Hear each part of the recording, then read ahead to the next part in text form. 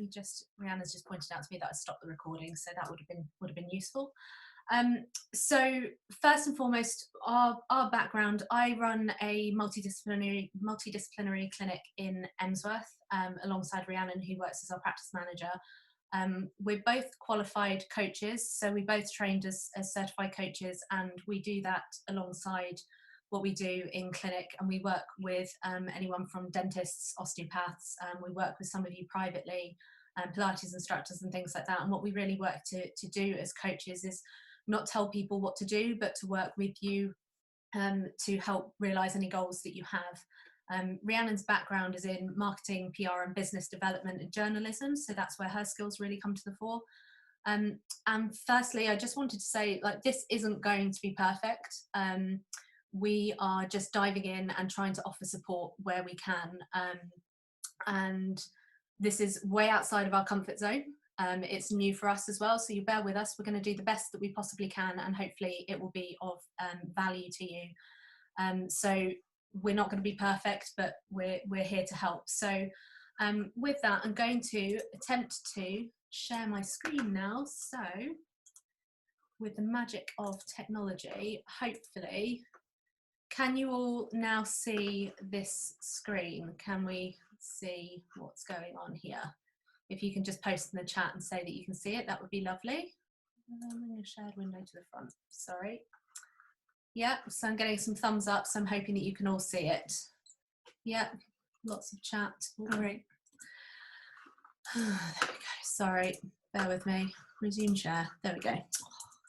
Philippa. Sorry, I appear to have lost my mouse. Bear with me. New share. Share that. Okay. Right. Can we all see this? Sharing's pause, screen shared. Sorry, folks, we're just bearing with us. See, it's a good job I caveated this by saying that it's not going to be perfect. So let's try this again. Let's just see what you're saying in the chat. Yes, good. Right, so everybody could see it. So I'll just stop faffing about, shall I, and actually get it up there. So, there we go. Right, so managing your clinic through a period of uncertainty. I've now got the chat hanging over the top of that, which I presume is going to be in the way. Let me get rid of that.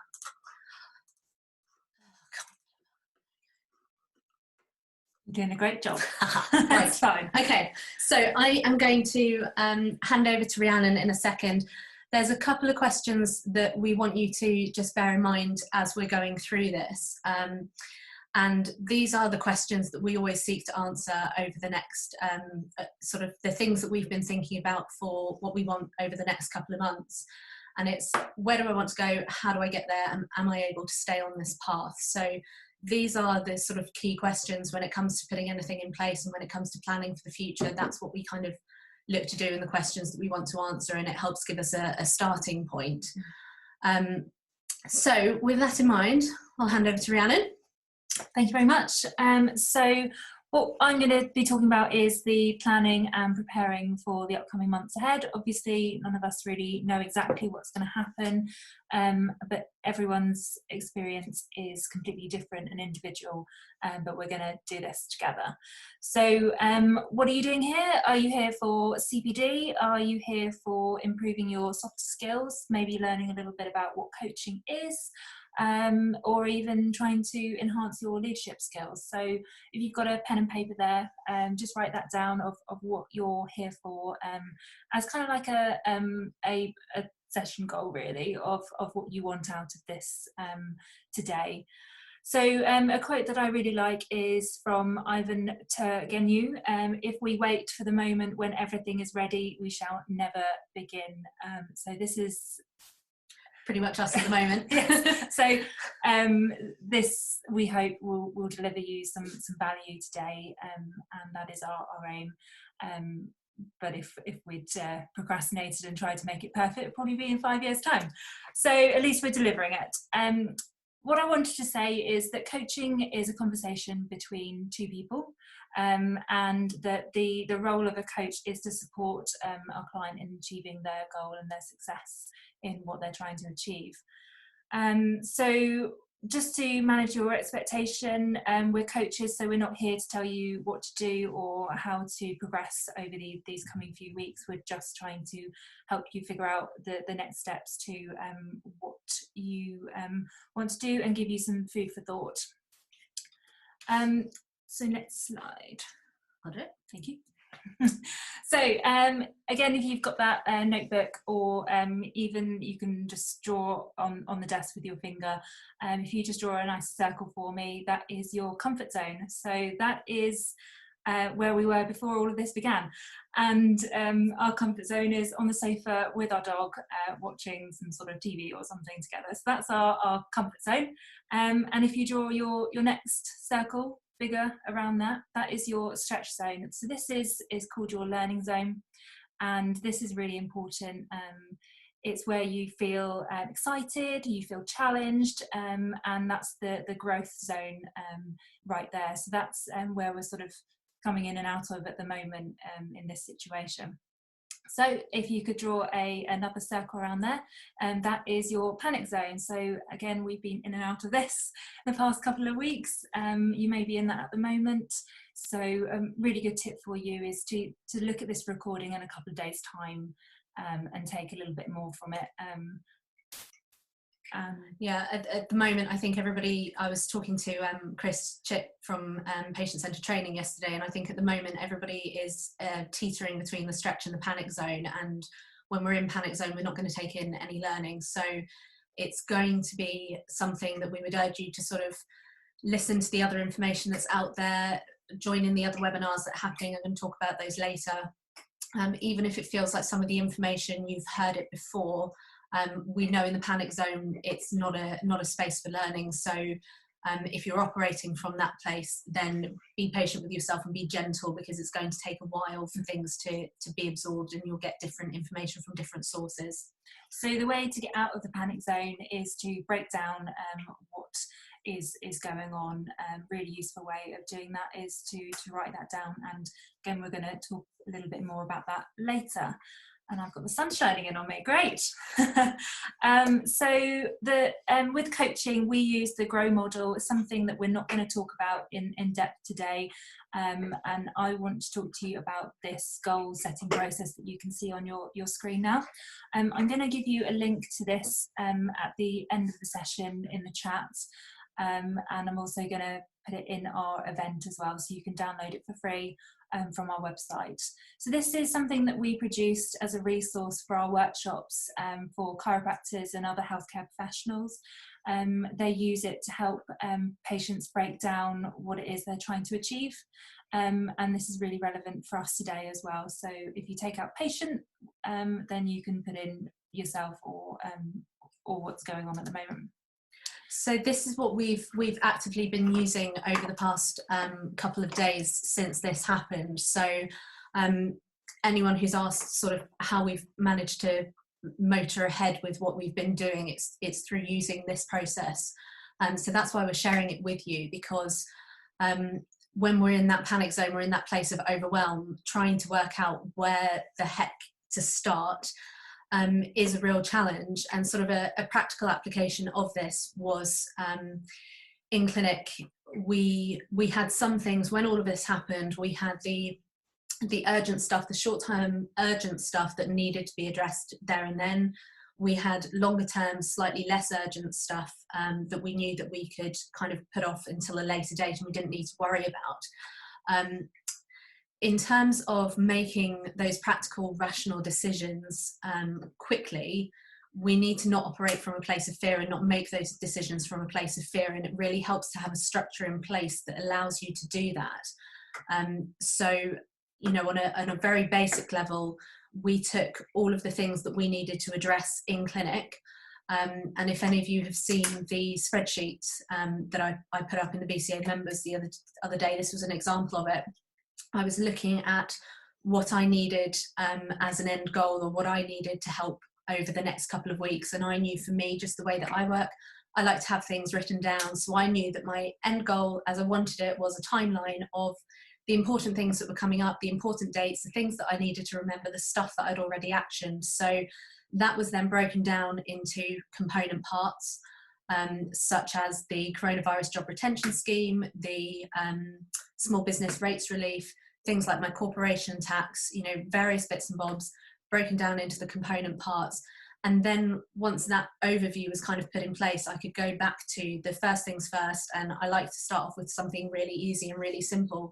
So actually the first thing that I then looked at once Rhiannon had taught me down off my tree was things like our dustbins in clinic, because I pay £30 a month to have our bins collected. And at the moment I'm not producing any waste from clinic. So I knew that those practical things that were short-term urgent would have a massive impact on our cash flow at a later date, because certainly initially it was a lot of firefighting. You know, there was a lot of anxiety around what do we do with our staff, how do we reduce our overheads. We didn't know whether we were going to get any governmental support, so we knew that we kind of had to sort out our immediate short-term cash flow issue, and that's how we basically started. And we focused on that with looking at our direct debits on our bank account and writing down the ones that we could affect now. So that's how we did that one. So we went, first things first, you did that, didn't you? Yeah.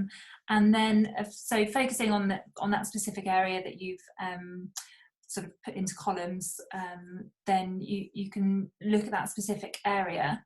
So how will you know is a really great coaching question that I love. How will you know, because it's very different for other people, how will you know that goal is achieved and that you've been successful with that, and when will you achieve it by? It's really difficult at the moment, because some of you are stressed and in a state of panic and fear that you can't really make too many decisions from that state. So be gentle with yourself, yeah. Which again we're going to talk a little bit about later on. So really good tip to stay motivated is to review and write down exactly what you've achieved so far.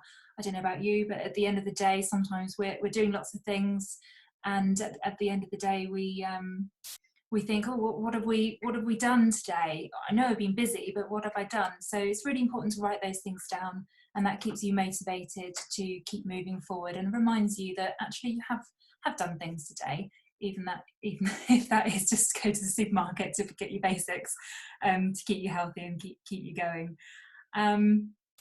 So I think that the next thing we're going to do is we'll move on to the next slide, and I'll be in the chat to answer any questions that you've got about that section.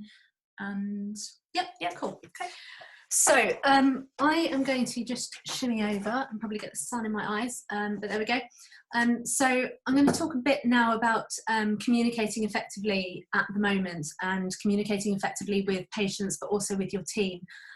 There's always a lot of crossover when we talk about communication, and even if you are a sole practitioner and you don't have a team, some of this is still going to be relevant to you.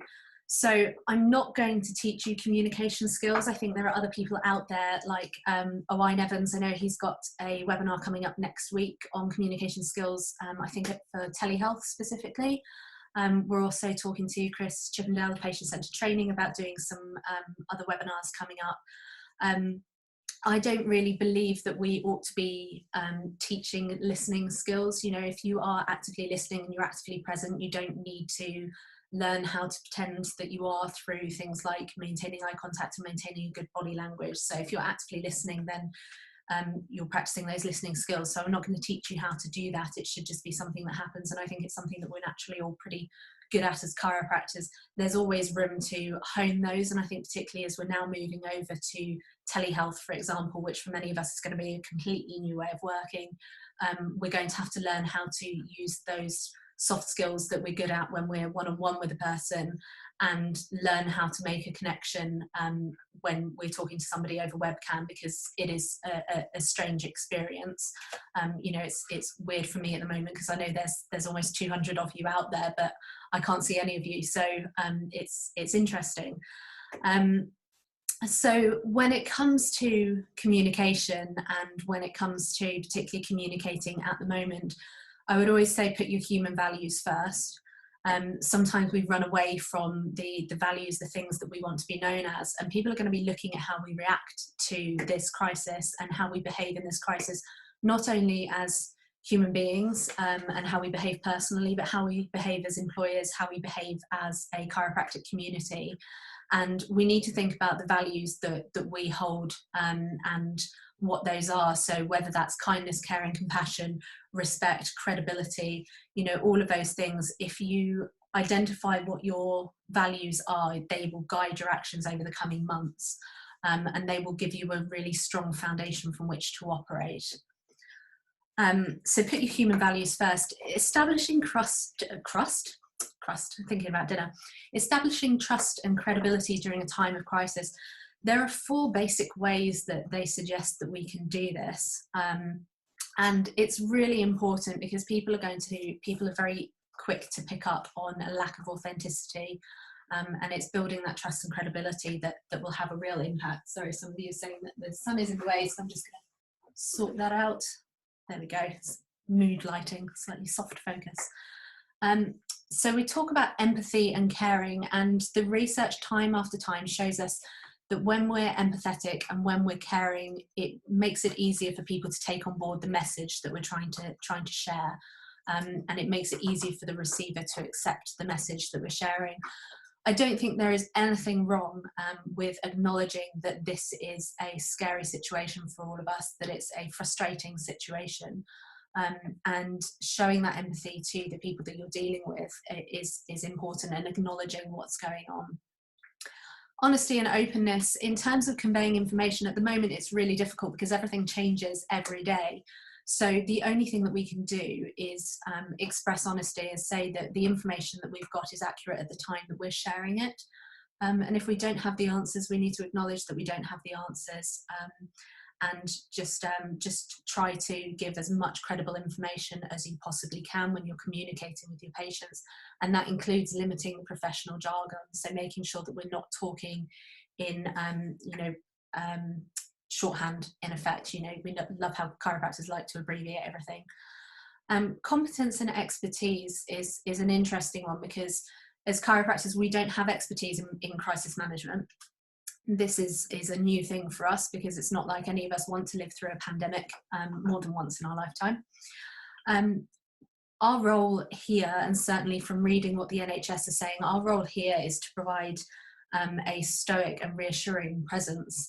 And whilst we can't directly assist with what's happening with the coronavirus, we can position ourselves as competent, expert, knowledgeable professionals who are there working to support the NHS in this time of crisis.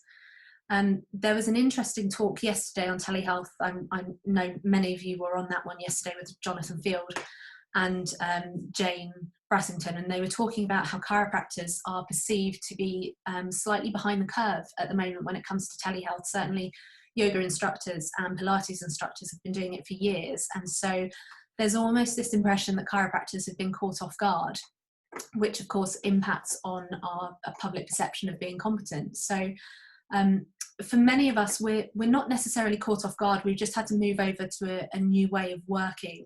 I think it's important to think about the message that we're conveying to our patients. So, you know, for some of us, we've kept those messages private, and, you know, we're kind of quietly freaking out on the BCA page with other people, and then our messages that we're sharing with our patients are that, you know, we've kind of just casually segued over to this new way of working, and here's our new telehealth offerings and things like that. So definitely consider the messages that you're conveying, and are they positioning you as somebody who's knowledgeable, who's reputable, and you know, who is credible in this situation. And commitment and dedication. This is something that we really struggled with, because ideally with the dedication, when something happens, particularly when a crisis happens, you want to kind of state your dedication, you know, your commitment, your aim. Initially, you want to be upfront about it, what you hope to achieve. And for us, that was really fluid. So our initial dedication, our initial commitment to our patients was that we weren't going to close. We said that we have no plans to close a clinic for the foreseeable future. And within about 3 days, it became quite clear that actually there was a very real risk that we were going to close. And so we had to change our commitment and change our dedication again. and say we're going to be working as normally as possible for as long as possible. It got to the point where I said that so often I thought I'd have it tattooed on my forehead. But it's important to try and state your objective to people. So what are you hoping to achieve out of this? What commitment are you making to them at the moment, and how are you going to reach that objective? So, for example, we've consistently communicated to people to say that we are going to be offering telehealth. That's going to continue. So there is going to be no variation to sort of our availability on the phone. Our opening hours have changed because the clinic phone is just diverted to my mobile. And we are consistently telling people that we're sharing the experience with them. So we're meeting them where they are, on that level of slight fear, and reinforcing and reassuring them that we are present and we're going to remain present until the situation is solved, or we come to a new way of working, or whatever happens over the next couple of months. And you show your dedication by sharing in those moments of crisis. I think I was looking into this earlier, and sort of if anybody remembers Deepwater Horizon, the CEO of BP after that oil spill in 2010, he was quoted as saying that he wanted his life back, because it was all taking up too much of his own time, and that's the exact wrong message that we want to convey. We want to make sure that we're meeting people where they are, that we're part of this with them. And remember to follow up with people afterwards as well. Put a note in your diaries to follow up with patients when all of this is over. Get back in touch with people.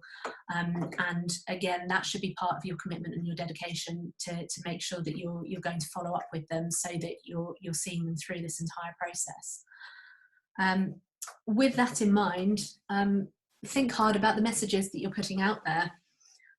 There's a lot going on at the moment that I see on social media and places like that about distraction techniques, about keeping busy, keeping our mind off things. And actually we need to try and give our feelings space and acknowledge what those scary feelings are. It's a CBT technique for anybody who's done any CBT. We so often feel these feelings of anxiety, of fear, of vulnerability, and instead of approaching those feelings with curiosity and trying to identify what we're feeling and where, we run away with them, or we run away from them, because it's scary to have to acknowledge that we're outside of our comfort zones, that we're anxious about the coming months ahead.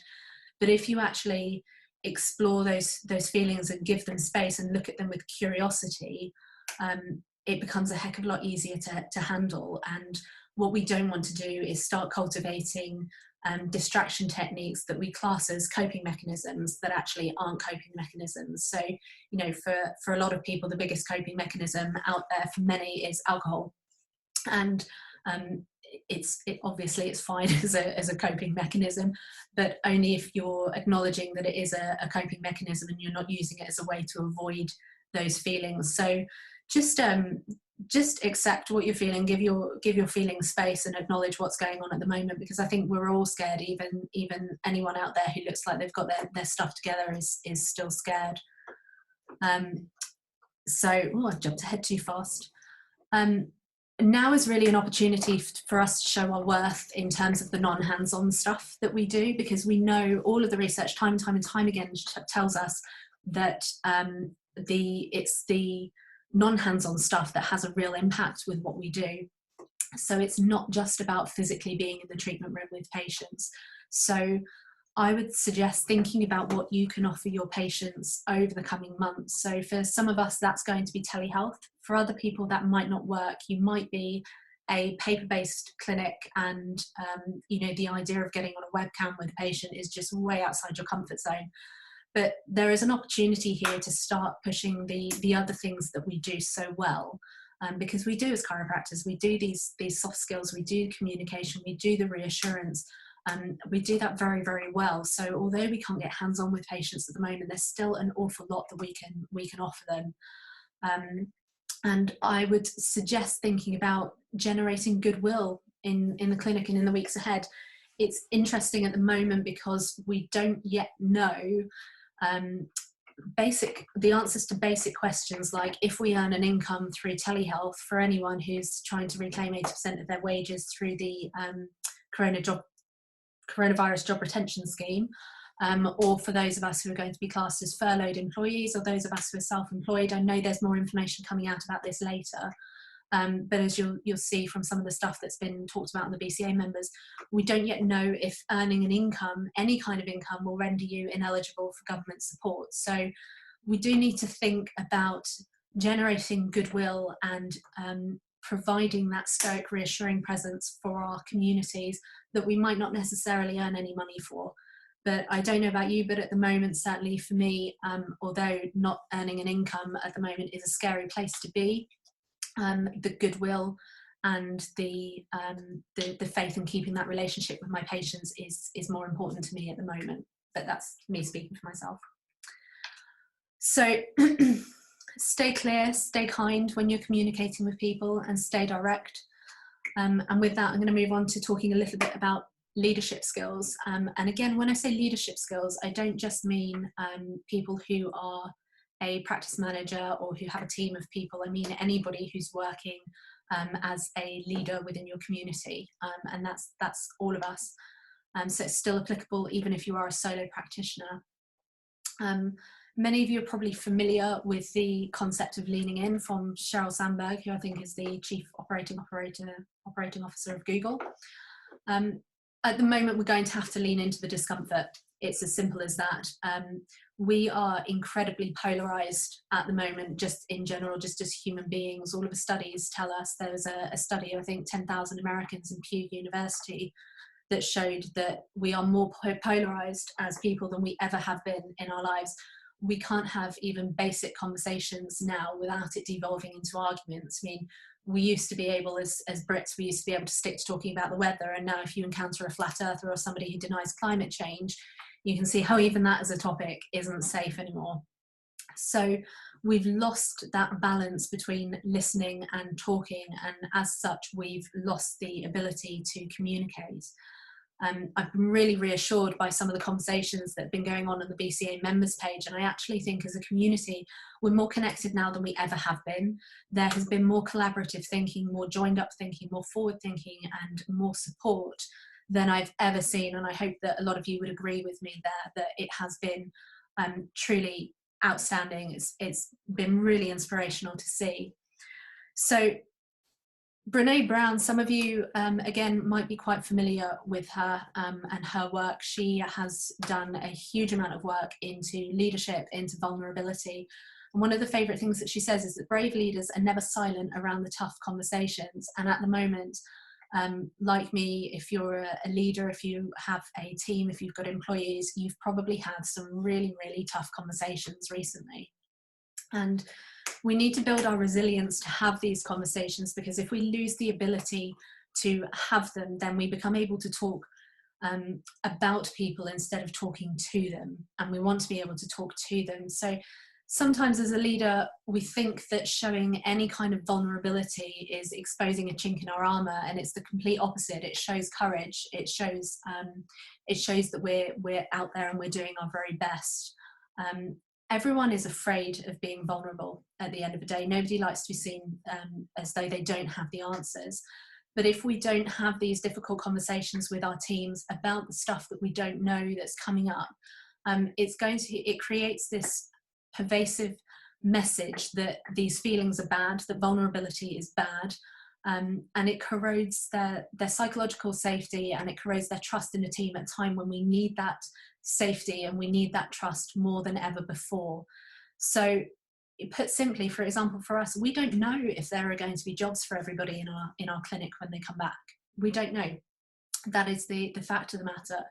And whilst we don't want to create fear, we also don't want to disregard that. So whilst it's tough to lean into that conversation and to say to our employees, look, we don't know what the future looks like, but what we do know is that we're working to safeguard your jobs as much as possible, and we will keep you communicated. We will keep communicating with you, and we will keep you updated as much as possible. We're acknowledging the situation. We're not negating it.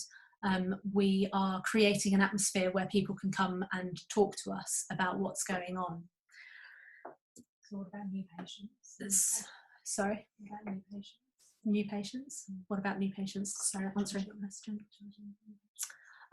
So somebody's asked a question about charging for new patients. If it's okay, I'll come back to that slightly later on, because I'm a bit like Dory from Finding Nemo, and if I lose my stream, then it's gone forever. So, so when we're talking about working as a team leader, this is again something that I would urge you to think about, the difference between being a knower and being right, or being a learner and getting it right. And certainly everything that I've learned this week has been brand new knowledge that I've learned and I've shared.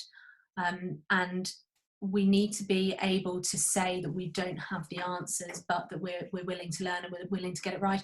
We're very good at doing that when it's a patient. You know, the amount of times I hear even GPs, for example, saying, I don't know, but I will find out. And that's a really powerful statement to say. And we can use this with our employees as well, and with our team. We can acknowledge and say, we don't have the answers, but we are learning, we're finding out what they are, and we're working to get it right. Because trying to be right all the time is absolutely exhausting. Trying to have all of the answers and all of the knowledge for everybody all of the time is virtually impossible, and it's a really heavy load to carry around. So I would always say, try to be a learner and try to work towards getting it right rather than work towards being right, because being right doesn't serve to achieve anything other than rubbing your own ego.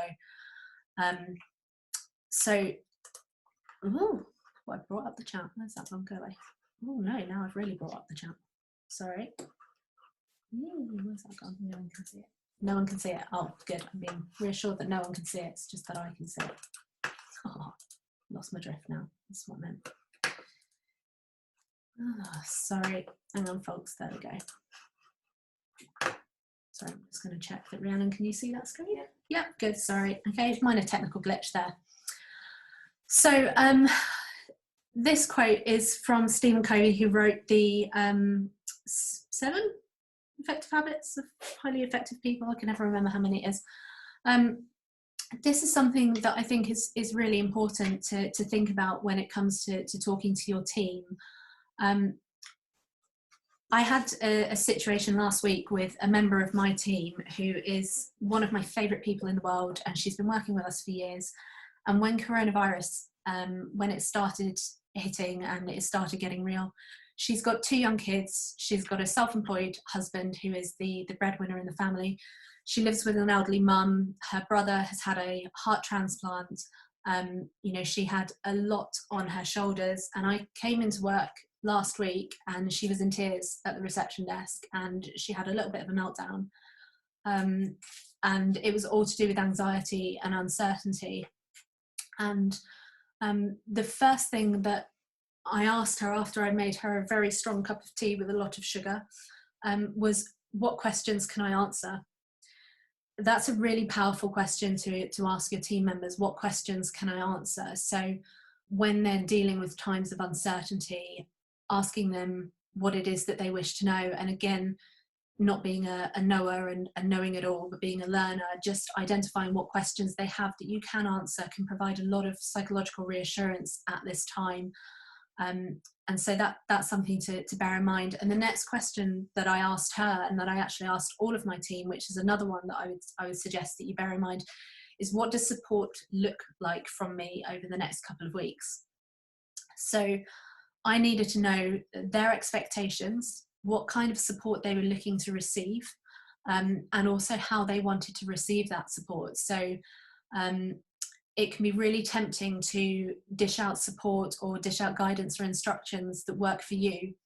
But I needed to know what their expectations were, and how I could meet them at a place where they would find that most beneficial. And it gave me a better idea of what our lovely receptionist was looking for and what she needed from me, which made it a heck of a lot easier to manage the situation. After I'd asked those 2 questions, I then shut up. So when I'm talking to my team, I try to keep my mouth shut as much as possible so that I can listen to them. This gives them the opportunity to ask the difficult questions. And again, sometimes as leaders, we feel the responsibility to have all the answers and to do all of the talking. And I think sometimes if we just sit back and listen, we can help guide our team through these period of changes just by having these conversations with them and allowing them to guide the conversation where they need the conversation to go, rather than working on our own agenda.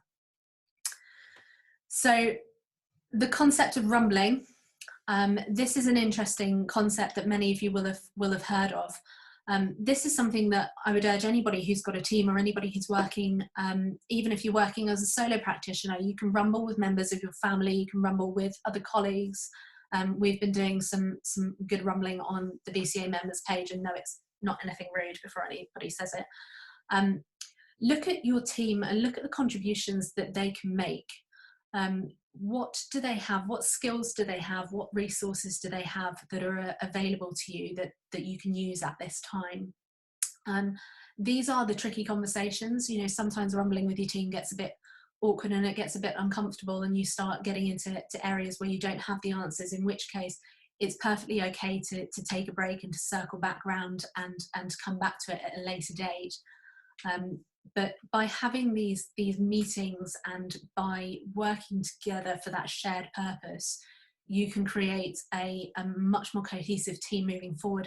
There's been some really lovely examples of this with, like, Tim Paul, for example, just having his morning coffee meeting with his teams. Absolutely, like, it's brilliant. It's a lovely way to keep that connection with your team.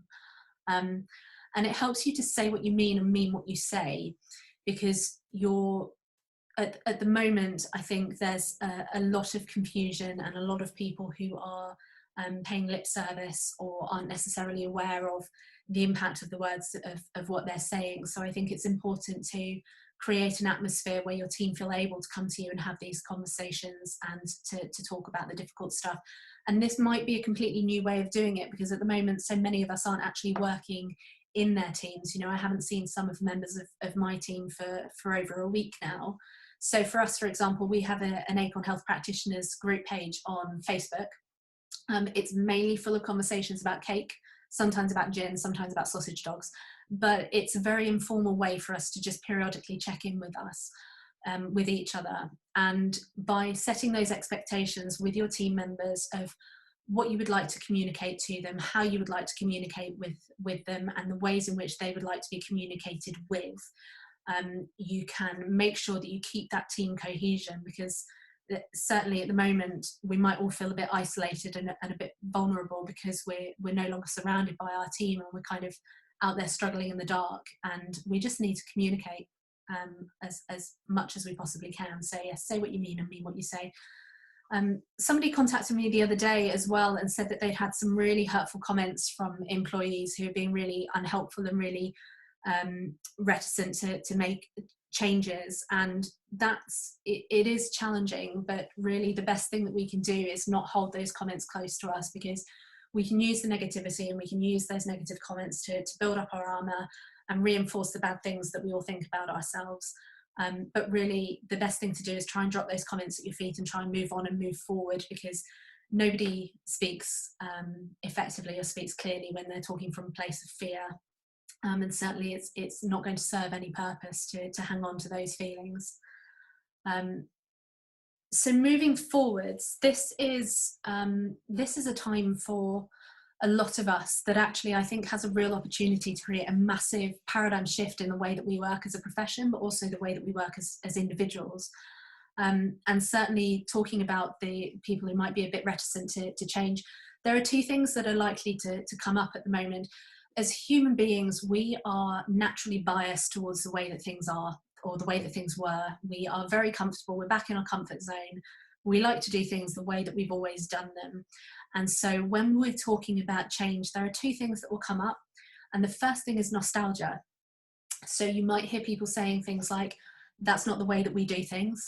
We've never done it that way. Sorry, that's the dog. We prefer to do X, Y, and Z. So that's the nostalgia coming into play, and the sausage dog. So when we're talking about nostalgia, the other thing that you'll notice in that is the invisible army, which is the second thing, the we. So that's not how we do things. We prefer to do it the other way. And that's something that we need to bear in mind. Sorry, I'm just going to pause for a second while we sort the dog out. So nostalgia and the invisible army. People use history and nostalgia to criticise different thinking and to prevent change. If you don't have an invisible army, if you are an I as opposed to a we, and you're a solo practitioner, don't use the word we. Just own it. You know, if you've made a decision and that's the one that's right for you, then just say this is something that I'm really guilty of. I tend to refer to Rhiannon and I as the royal we, because we are mostly interchangeable when it comes to things in clinic. But actually it's something that I've been working on, because we all have places where we can improve. I tend to say we for many things, whereas actually recently I've been working to say I. So don't use the royal we to prevent change. It's fear-based leadership, and it's probably not the best thing to do. And similarly, you know, moving forwards out of nostalgia and trying to move people away from the thoughts of that's not how we did things. We're all in a period of change, and again, it ties back in with acknowledging the vulnerability and acknowledging what's going on at the moment. We do have a real opportunity as professionals to move forwards and to introduce new ways of working. Certainly from the talk yesterday, introducing telehealth is something that we might all be moving towards in the future. So we, as a profession, I think there's a lot more to be excited about than there is to fear at the moment. Obviously, the pandemic is an horrendous thing that's happening, but for us as a profession, there is a real opportunity for growth and for moving forwards and for becoming part of something much bigger. So we need to embrace the changes and have these conversations with our team members, with each other, with people like Catherine at the BCA, for example, and identify areas where we can improve, identify areas that we can change. You know, it's one of the big things that we've been looking at over the next couple of months. One of my big plans is to completely have a total overview of the way that we operate as a clinic, and the processes that we have in place, and streamline things and identify where there's room for improvement, where there are things that we're doing ineffectively. And these are going to be some of the conversations that I have with my team going forwards, and also some of the things that we're going to be bringing them along with. And we don't want to reduce their behaviour in a team down to tasks, because if we simply allocate tasks to people over this time, I know if they're furloughed at the moment, it's a bit tricky because we can't ask them to do any work.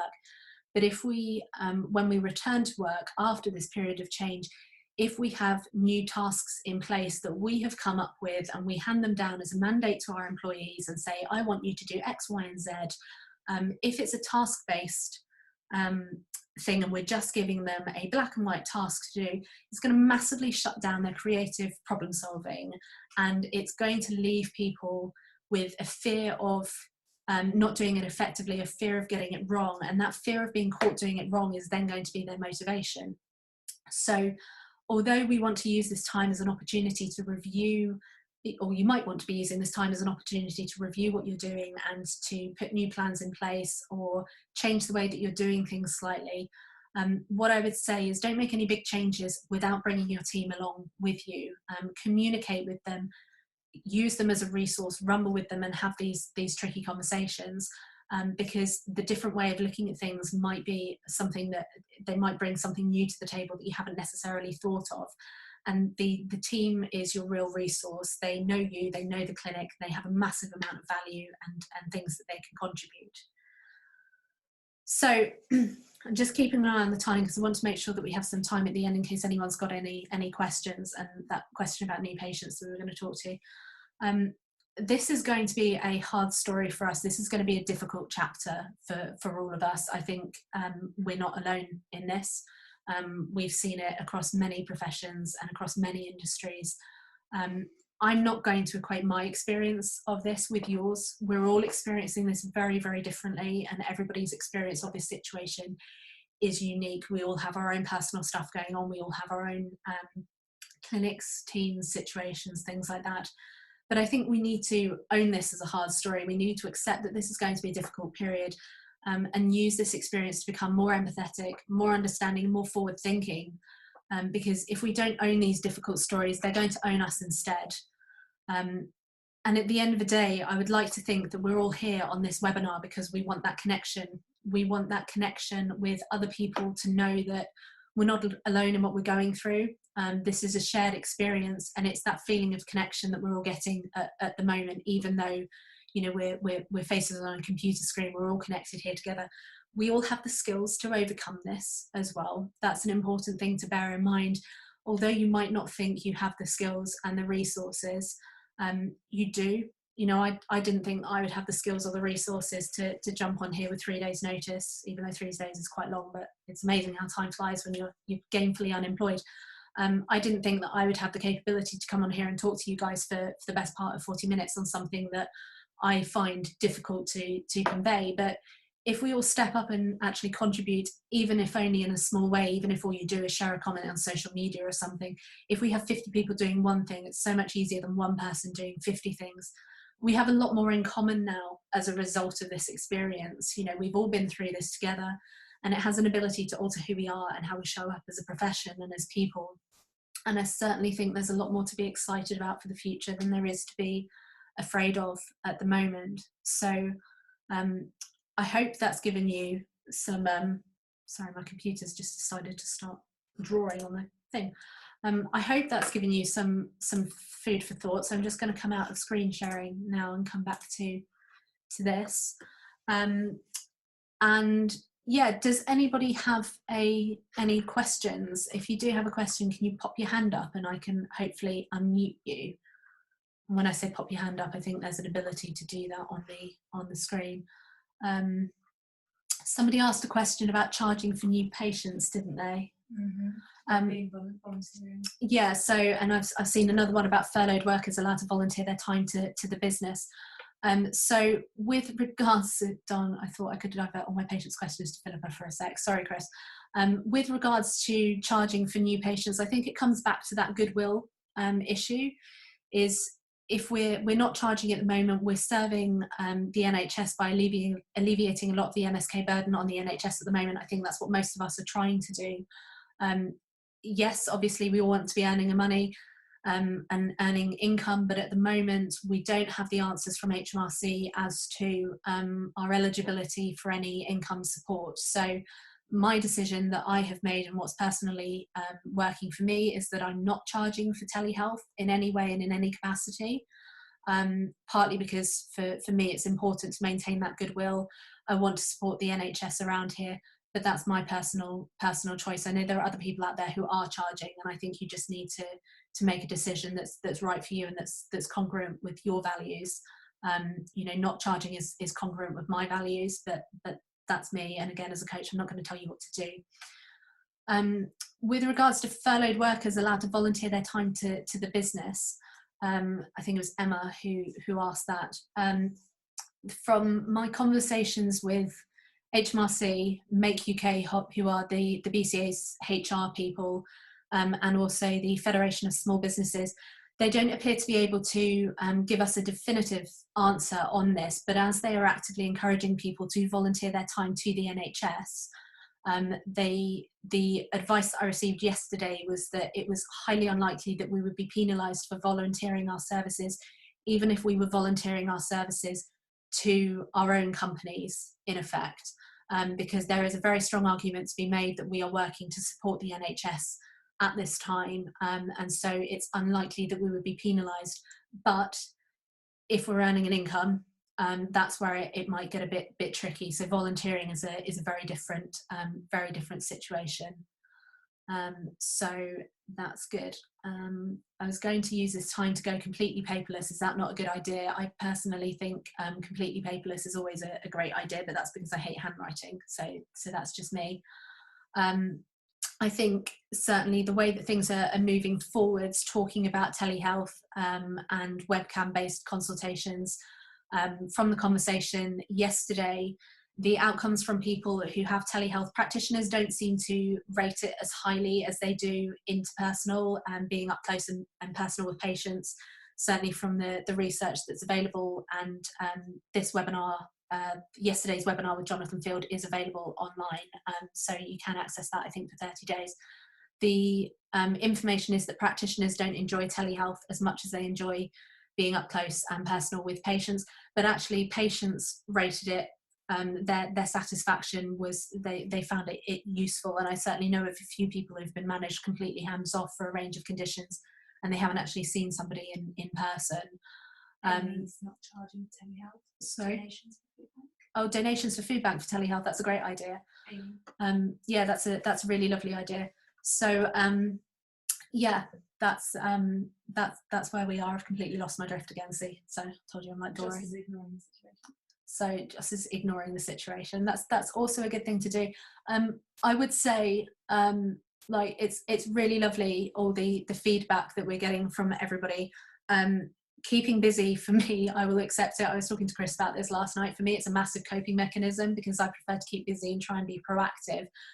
There is nothing wrong if all you have done over the past week is just sit on the sofa and stare into the distance, because it's a heck of a lot to process. You know, we have suddenly, for a lot of people, I mean, I've been a chiropractor since 2012. I can say I've never been out of work in 8 years, but there are some people who've not been out of work for sort of 38 years, you know, and this is a huge change. Our acupuncturist has not been out of work since the 70s, and, you know, she sat around twiddling her thumbs and bored to death. And it doesn't matter if all that you do is just survive and just get from one day to the next. But I think we really need to communicate effectively with each other and use the resources that we've got available. There's a huge amount of upcoming webinars. As I said earlier, there's a Wine Evans webinar next week, and I'm sure that he'll share that on the BCA members page. More webinars coming up with Chris Chip as well. Use them as a resource, use the BCA members page as a resource.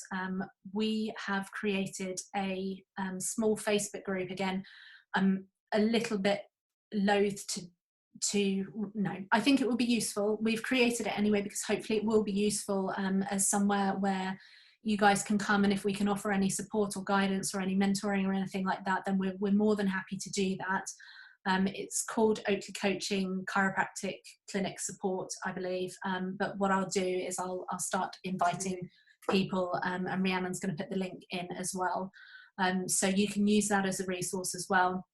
And we have made, on the oakleycoach.com website, we've made all of our resources there free for you guys to download. So hopefully there'll be some stuff on there that gives you some guidance and some structure for the months ahead, because we're all going to have a lot of time on our hands,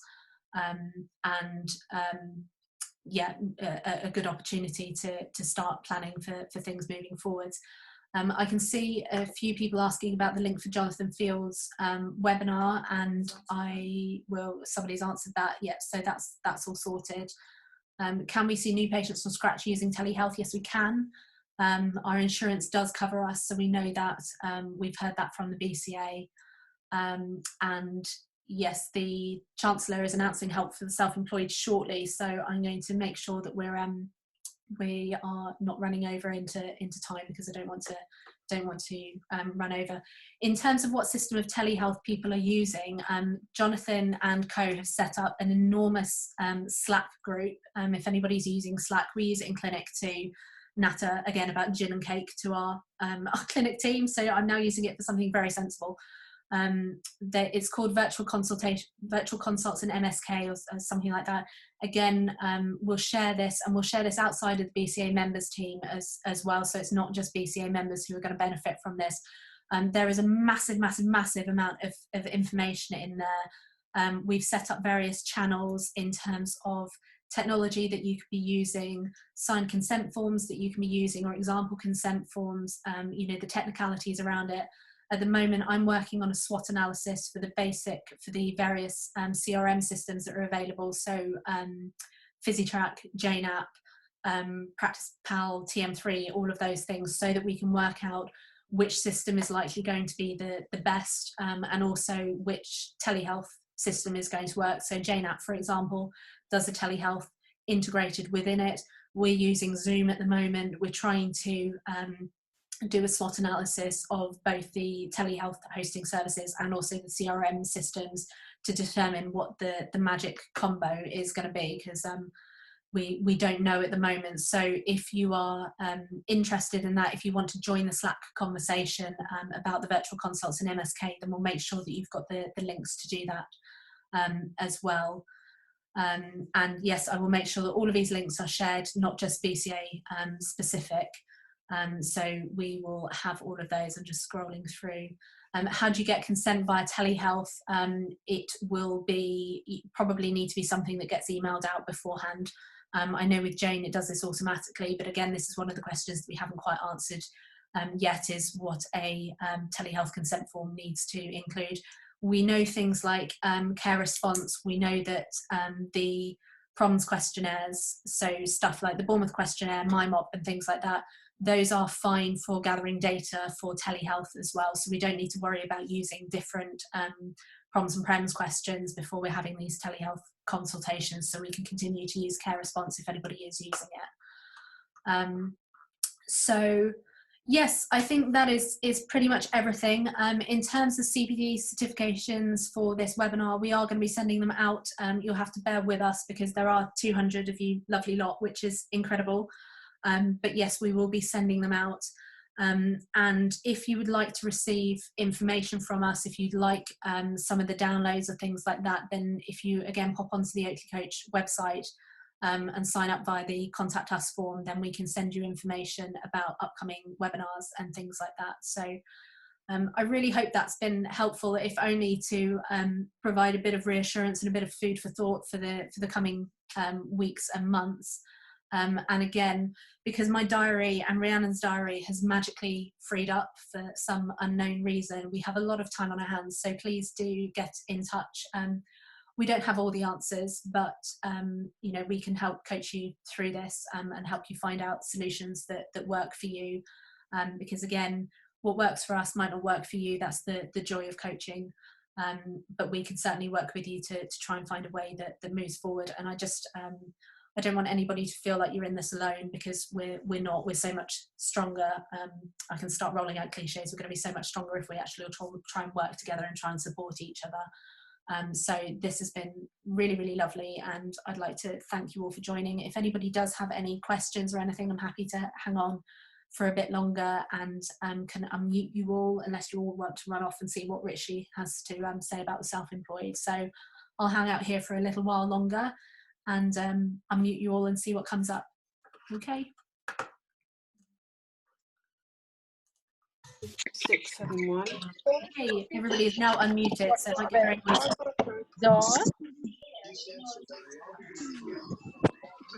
So does anybody have any questions or anything that they want to ask? I'll manage your location now. You're happy. Go change it on. Do it on your app, yeah.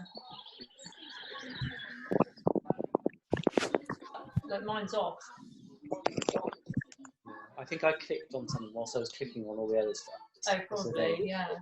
So, You know, I have to download it. So I will send the links. I'll post the links to our Facebook, our little Facebook coaching support group in the BCA members page, and also on the Oakley Coach page as well for those of you who aren't BCA members. And Rhiannon has put the links to all of the various bits that we've referred to. I think she shared the links in the timeline. Yes, I can see the link for the Facebook group in there. And I will just try and collate everything into one place for you.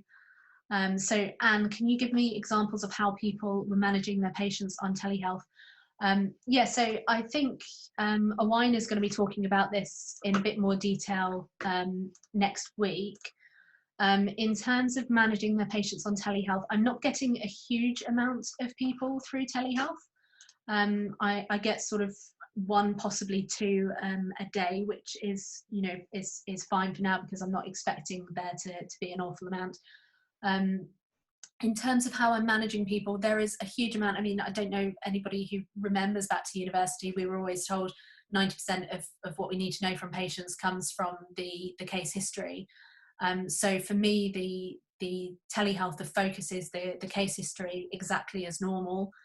It's just done via webcam. Again, in the virtual consults group, we're currently collating a list of orthopedic exercises that it might be possible for us to do over telehealth, for example, if you've got somebody and they've got a friend nearby and they can do the arm squeeze test for cervical radiculopathy, we know that that's a very, very sensitive test, cervical radiculopathy. So it's something that we can potentially get people to do to aid with our diagnosis. So again, it's this creative thinking and thinking outside the box, but we are working on a list of